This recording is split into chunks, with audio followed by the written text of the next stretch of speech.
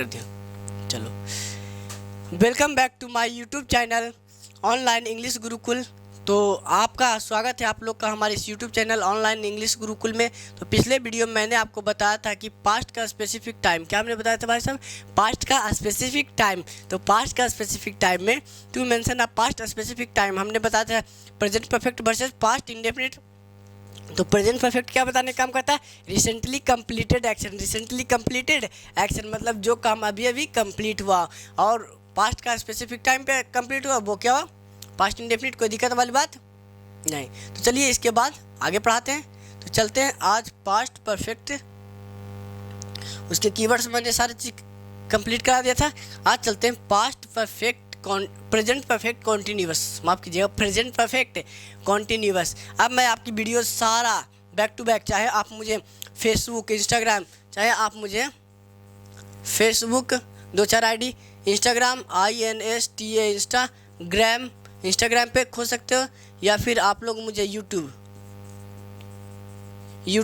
ये इन तीनों पे खोज सकते हो। कोई दिक्कत वाली, फेसबुक, इंस्टाग्राम की आईडी। उसके बाद अगर जो किसी व्यक्ति को मान ले जाए, इंग्लिश में डॉट होता है, क्या होता है? डॉट होता है। क्वेश्चन में बनाने के समय जो चीज़ें से मैंने टेंस पढ़ाया, तो टेंस में जो मान ले जाए उसकी शीट भी मैं प्रैक्टिस कराऊंगा। अगर जो किसी व्यक्ति को OBS का नॉलेज है तो मुझसे एक बार ज़रूर कॉन्टैक्ट कर लें। तो अगर जो किसी व्यक्ति को डॉट होता है तो आप मेरे व्हाट्सअप नंबर पर क्वेश्चन भेज सकते हो, मैं आपको सोल्यूशन करके भेजने का प्रयास करूंगा, ठीक है? तो ये रहा मेरा व्हाट्सअप नंबर। और जो किसी व्यक्ति को कोचिंग किसी भी चीज़ के लिए अगर संपर्क करना तो बोल देना मुझे 62 87 66 81 55, ठीक है? तो इस नंबर पे, ये मेरा केवल व्हाट्सअप नंबर है। ये क्या है? मेरा व्हाट्सअप नंबर है। ये इस पर आपको कॉल नहीं लगेगा, क्योंकि ये रिचार्ज ही नहीं है, ठीक है? तो चलिए अब आगे आपको मैं बताता हूँ। चलिए भाई साहब, फेसबुक पर मौर्यवंशी नीतीश कुशवाहा से आप लोग सर्च कर सकते हैं, और इंस्टा भी वही है, मौर्यवंशी नीतीश कुशवाहा ही है, ठीक है? चलिए अब मैं आपको बताता हूँ present perfect continuous. Present perfect continuous मैंने आपको टेंस को आइडेंटिफाई करने के लिए बता दिया था, कोई दिक्कत? ये सारी चीज़ें मैंने बेसिक। अगला ये तो आपका जो टॉपिक था बहुत ही अच्छा टॉपिक है, इसे समझने के लिए तो सबसे पहले चलते हैं प्रेजेंट परफेक्ट। हमने क्या लिखा? Present PRESENT, present perfect PERFECT, perfect CONTINUOUS, continuous tense. तो प्रेजेंट परफेक्ट कॉन्टिन्यूअस टेंस। तो सबसे पहले इसकी स्ट्रक्चर देख लेते, क्या देख लेते हैं स्ट्रक्चर। तो स्ट्रक्चर देख लेते हैं, तो उसके बाद मैं आपको हिंदी के आधार पर भी सिखाऊंगा और इंग्लिश के आधार पर। दोनों तो हमारा बाइलिंगुअल चल ही रहा है, तो कोई दिक्कत वाली बात तो है ही नहीं। कोई दिक्कत वाली बात है नहीं। वो थोड़ा सा मुंह सूख जाता है, बोलते बोलते गला सूख जाता है जिससे आप लोग। तो ये प्रेजेंट इंडेफिनिट। तो प्रेजेंट में इंडेफिनिट की बात करें तो सबसे पहले हम लोग क्या लिखते हैं? एक सब्जेक्ट लिखते हैं। क्या लिखते हैं? सब्जेक्ट। उसके लिए हमने सब्जेक्ट, तो या तो ये सब्जेक्ट आपका या तो सिंगुलर हो सकता है या फिर प्लूरल हो सकता है, या तो सिंगुलर हो सकता है या तो प्लूरल हो सकता है, कोई दिक्कत नहीं।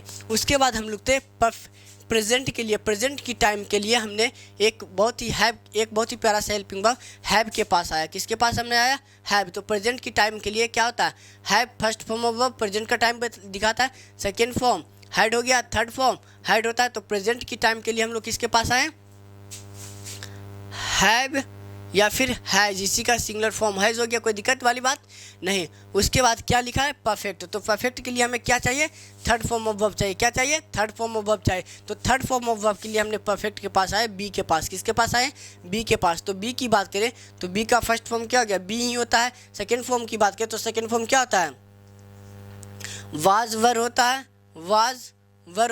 और थर्ड फॉर्म क्या होता है? बीन होता है। तो हम लोग यहाँ से क्या उठाया? बीन को उठा लिया। किसको उठा लिया?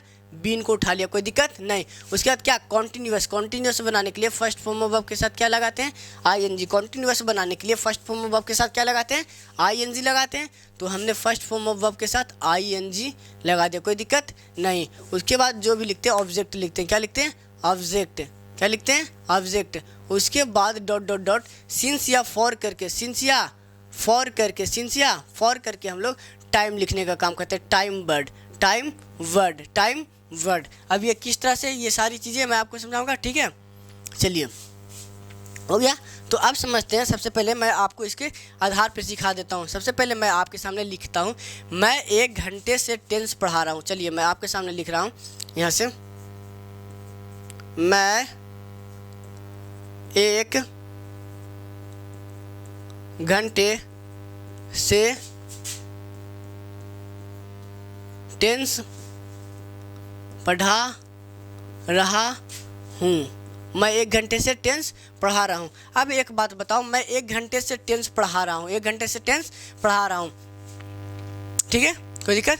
अब मैं 1 घंटे से टेंस पढ़ा रहा हूँ, तो 1 घंटा से जो टेंस मेरा पढ़ाने का काम है वो एक्शन क्या होगा, कंटिन्यूअस। तो अगर जो मान ले जाए मैंने कोई भी एक्शन को क्या शुरू किया, मान ले जाए अगर जो मैं अब यहाँ से इस चीज़ को मैं आपको जिस चीज़ को अंडरलाइन करना चाहता हूँ वो आप लोग मेरे साथ बोलने का काम करें, वो चीज़ मेरे साथ बोलने का काम करें। जैसे मैं इस चीज़ को मान ले जाए अभी ये मेरे पास टाइम ही नहीं, इसे नहीं है, मैंने कहा मैं टेंस पढ़ा रहा हूँ, मैं टेंस पढ़ा रहा हूँ, मैं टेंस क्या कर रहा हूँ, पढ़ा रहा हूँ। तो मैं टेंस पढ़ा रहा हूँ, तो ये अपने आप में कौन सा एक्शन हुआ, तो आपने बोला सर ये कॉन्टीन्यूअस हो गया, क्या हो गया, कॉन्टीन्यूअस हो गया, कोई दिक्कत।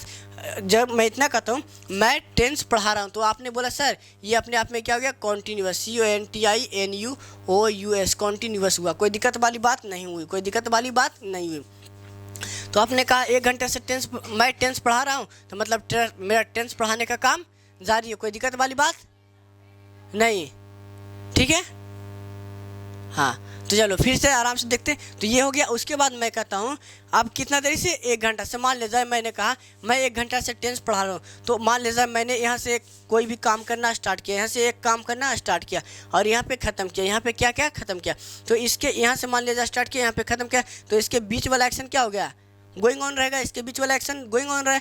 अब मान ले जाए मैं 1 घंटा से टेंस पढ़ा रहा हूँ, तो 1 घंटा से टेंस पढ़ा, तो कुछ तो कंप्लीट किया होगा। मैंने आपको बताया था कुछ तो कंप्लीट किया होगा कि 1 घंटा से पढ़ा तो कुछ कंप्लीट है, कुछ पढ़े भी नहीं किया होगा, जरूर पढ़ा होगा।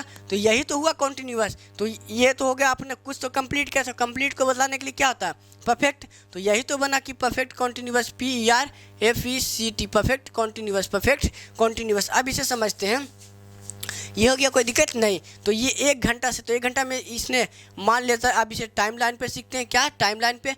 तो मान ले जाए मेरी घड़ी में अभी 10:15 में हुआ, 10:15, ये आपका प्रेजेंट का टाइम हुआ, क्या हुआ, ये आपका प्रेजेंट का टाइम हुआ। और इससे थोड़ा सा भी पहले जाएंगे तो ये हो गया आपका पास्ट का टाइम, क्या हो गया भाई साहब, पास्ट का टाइम। इससे थोड़ा सा भी बाद जाएंगे तो क्या हो गया, फ्यूचर की फुटूरे टोपा, टोपा का भाई मतलब क्या होता है, फ्यूचर होता है, क्या होता है, फ्यूचर होता है। तो ये हो गया, समझ में आया। तो आप मान लीजिए मेरी घड़ी में कितना हुआ, 10:15। तो अगर जो 1 घंटा से पढ़ा रहा हूँ तो 1 घंटा का ड्यूरेशन बता देते हैं, तो 10:15, तो यानी मान ले जाए मैंने 9:15 में स्टार्ट किया होगा, है 9:15 में स्टार्ट हो गया। मतलब यहाँ तक के तो मेरा पढ़ाने का एक्शन 1 घंटा तो मैंने पढ़ा लिया है, 1 घंटा यहाँ तक के तो पढ़ाने का मेरा एक्शन कंप्लीट हो चुका होगा। यानी यहाँ समझा जाए तो यहाँ तक के पढ़ाने का एक्शन मेरा क्या होगा, कंप्लीट किया होगा, कंप्लीट हो गया होगा। उसके बाद अभी भी क्या मेरा पढ़ाने का काम खत्म हो गया, नहीं। मैं 1 घंटे से टेंस पढ़ा, मतलब अभी टेंस 1 घंटा पढ़ा लिया हूँ और उसके बाद भी मेरा पढ़ाने का एक्शन क्या है, the action is going on. यानी अभी भी आगे हमारा action is going on, action is going on, यानी आगे भी हमारा एक्शन जारी है, आगे भी हमारा एक्शन क्या है, जारी है, कोई दिक्कत, ठीक है। चलिए हो गया। तो ये आपको समझ में आया। तो अब इसे समझते हैं। तो सबसे पहले ये अब इसके कुछ पॉइंट्स बनते हैं, इसके क्या बनते हैं, कुछ पॉइंट्स बनते हैं। जैसे मैंने बोला कि मैंने जो भी चीज़ आपको पढ़ाया, जो भी चीज़ पढ़ाया लिखाया, जो भी चीज़ मैंने आपको किया, तो उस चीज़ को आप लोग फिल के या फिर देखे या फिर फिल के मान ले जाए। आपने मैं आपको कहा कि आपने अभी अभी पानी पिया, तो पानी पिया तो उसका असर आप लोग देखे तो महसूस कर सकते हैं। तो यही होता है, यानी इसका effect can be EFFECT, effect can be seen, effect can be seen और felt, effect can be seen और फेल्ट, यानी किया गया काम देखा या फिर महसूस किया जा सकता है। जैसे मैंने आपके सामने जो भी चीज़ें मैं आपको पढ़ाया, तो वो चीज़ तो आप तो महसूस या फिर कर सकते हो, महसूस है कर सकते हो कि नहीं, देख सकते हो या फिर महसूस कर सकते हो। उसके बाद मैं कहना चाहूँ, तो मैंने आपको जिस तरह से एक बार पढ़ा दिया, तो क्या मैं उसी तरह से दोबारा पढ़ा सकता हूँ? तो आप बोलो सर नहीं पढ़ा सकते हैं, नहीं पढ़ा सकते हैं, आप उस तरह से कंप्लीट नहीं पढ़ा सकते। तो सबसे पहले ये हो गया। उसके बाद ये एक्शन को क्या करें, कंप्लीट कराने का काम किया। तो सबसे पहले ये अपने आप में कंप्लीट एक्शन को भी बतलाया, यानी एक का एक्शन क्या हुआ, कंप्लीट हो चुका है और कंप्लीट हो चुका है, और एक एक्शन अभी भी गोइंग ऑन है, ये भी बताने का काम किया। उसके बाद हमने कहा जो चीज़ मैंने आपको पढ़ा दिया, जो भी चीज़ मैंने आपको पढ़ा दिया उस चीज़ को आप लोग देखिए तो महसूस कर सकते हो, देखिए फिर महसूस कर सकते। और मैंने जो चीज़ जैसे अभी मैंने आपको समझा था, क्या मैं दोबारा उस तरह समझा सकता हूँ? जैसे मान लीजिए मैंने आपको कहा कि ठीक है तुम मेरे को फिगर बना दो। क्या बना दो? फिगर, मतलब एक फ़ोटो बना दो। तो फोटो बना मतलब फिगर बनाने का स्टार्ट काम किया। तो आगे जो मान लीजिए तो आपने बना लिया। उसके बाद मैंने आपसे कहा कि तुम यही हुबहू क्या तुम यही फिगर बना सकते हो? तो आपने कहा सर दोबारा तो ऐसा नहीं बनेगा, उसमें थोड़ा सा या तो अच्छा बन जाएगा तो ख़राब बन जाएगा। तो यानी इसी में तीसरा पॉइंट बना, no scope of improvement, no scope of improvement, IMPROVEMENT, मतलब दोबारा सुधारने की हमें ज़रूरत नहीं होगी, दोबारा सुधारने की ज़रूरत नहीं होगी। अब ये हमने इधर लिखा है टाइम वर्ड। क्या लिखा है? Time word. अब ये टाइम वर्ड किस तरह से होता है ये समझना है। तो ये टाइम वर्ड बताने के लिए, तो टाइम को बताने के लिए या तो हम एक इस टाइम को बतलाने के लिए या तो हम एक वर्ड से बता सकते हैं, और नहीं तो फ्रेज से बता सकते हैं, और नहीं तो सेंटेंस में भी बता सकते हैं, सेंटेंस में भी टाइम बता सकते हैं। अब ये सीन्स फॉर की कहानी क्या होती है ये भी मैं आपको बताऊंगा इसके बाद। तो चलिए आप स्क्रीनशॉट ले, मैं हट रहा हूँ। Got it? Take your time please. ठीक है, ठीक है, चलिए भाई साहब स्क्रीनशॉट ले लिए। चलो अभी से मिटा रहा हूँ, ठीक है। तो चलिए आपके सामने मैं सबसे पहले एक एग्जांपल रखता हूँ। क्या रखता हूँ? एग्जांपल। तो सबसे पहले सीखते हैं सिंस और फॉर के यूसेज को, सिंस और फॉर के यूसेज को सीखते हैं।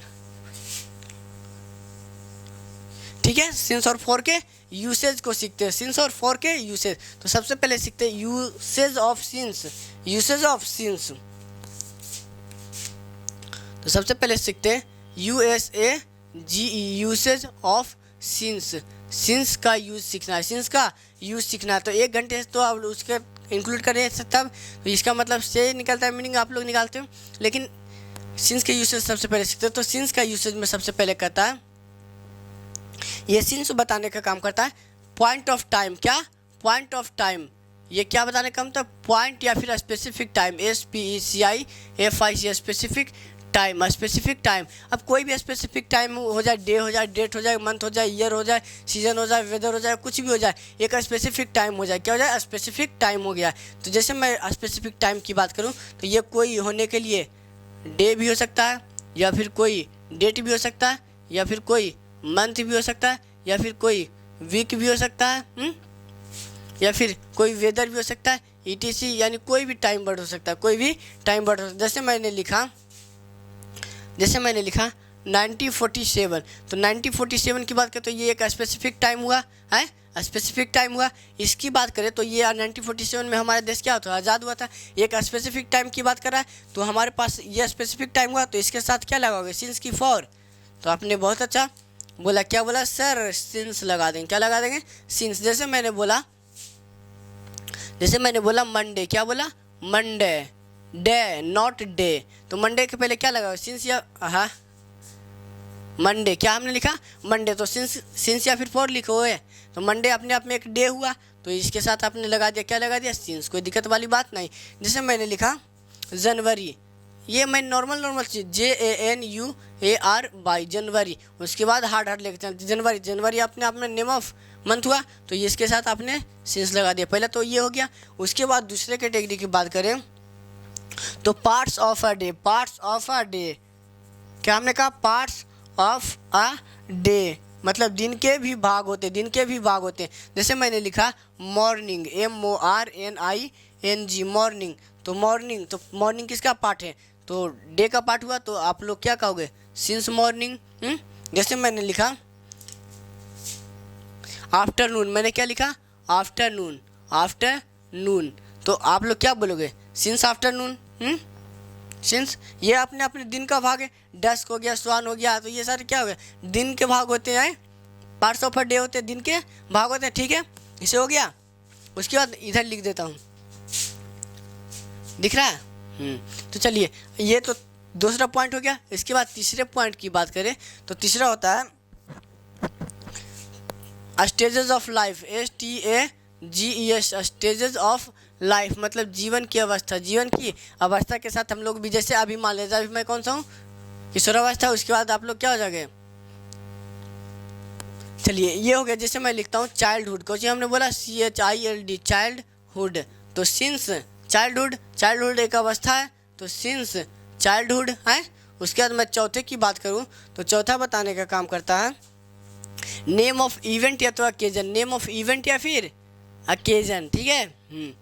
तो इसे चौथा बताने का काम करता है नेम ऑफ, ये जो बताने का काम करता है name of event, EVENT, event और occasion, OCCASION, name of event या तो अकेजन। तो नेम ऑफ इवेंट की बात करें, जैसे मैंने बोला दिवाली, DIWALI, दिवाली। तो आप लोग क्या लिखोगे, सिंस दिवाली, क्या लिखोगे, सिंस दिवाली।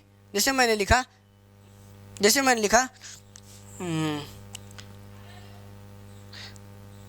गांधी जयंती, GANDHI, गांधी JAYANTI, गांधी जयंती। तो गांधी जयंती अपने आप में नेम ऑफ इवेंट या तो होगा।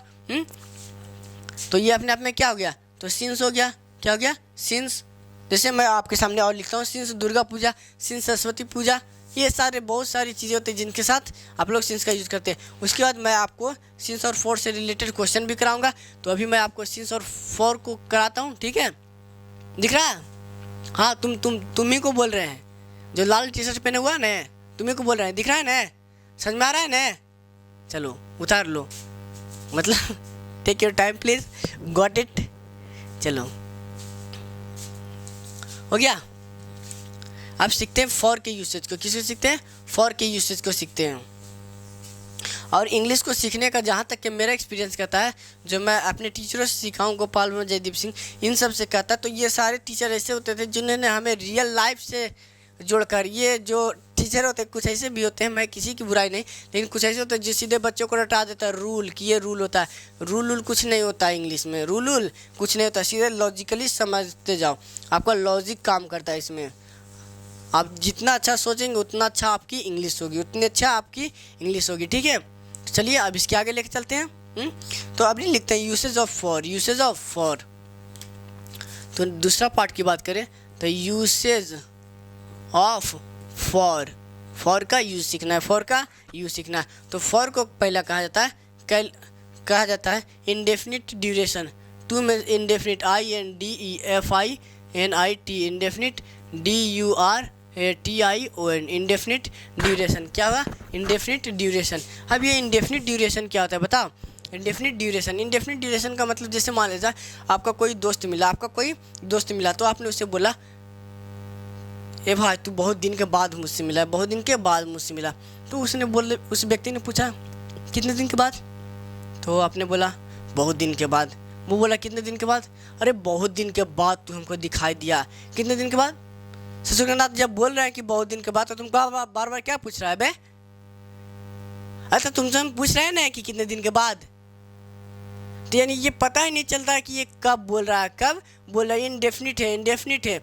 क्या है, इंडेफिनिट, इसलिए इसे इंडेफिनिट ड्यूरेशन। जैसे मैं कहता हूँ for a long period, I met you for a long period, मतलब मैं तुमसे बहुत ही लंबे समय से नहीं मिला। जैसे मैंने कहा फॉर अ लॉन्ग